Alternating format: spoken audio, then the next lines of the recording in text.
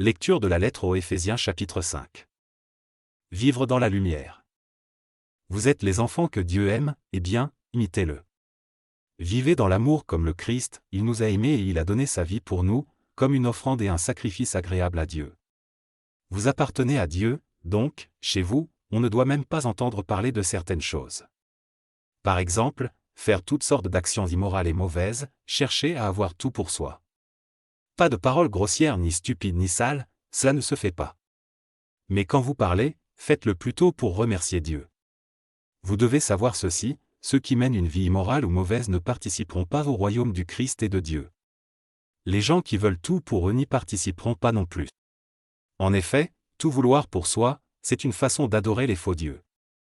Personne ne doit vous tromper avec des paroles creuses. À cause de tout cela, la colère de Dieu vient sur les gens qui refusent de lui obéir. Ne faites donc pas comme eux.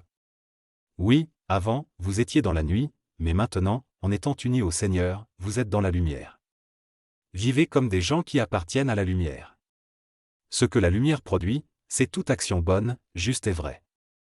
Cherchez ce qui plaît au Seigneur. Les actions qui appartiennent à la nuit ne produisent rien de bon. N'y participez pas, au contraire, dénoncez-les. Oui, ce que ces gens-là font en cachette, on a honte d'en parler. Pourtant, quand on dénonce ce qu'ils font, leurs actions apparaissent en pleine lumière. En effet, tout ce qui apparaît clairement devient lumière. C'est pourquoi on dit, réveille-toi, toi qui dors. Lève-toi du milieu des morts, et le Christ t'éclairera de sa lumière. Faites bien attention à votre conduite. Ne vivez pas sans réfléchir, vivez plutôt comme des sages qui savent profiter du temps que Dieu leur laisse. Les jours que nous vivons sont mauvais. C'est pourquoi, ne soyez pas stupides, mais comprenez bien la volonté du Seigneur. Ne buvez pas trop de vin, la boisson pousse les gens à se détruire. Mais soyez remplis de l'Esprit Saint. Ensemble, dites des psaumes, des hymnes, des cantiques qui viennent de cet esprit. Chantez la louange du Seigneur de tout votre cœur. Remerciez Dieu le Père toujours et pour tout, au nom de notre Seigneur Jésus-Christ. Les relations entre mari et femme.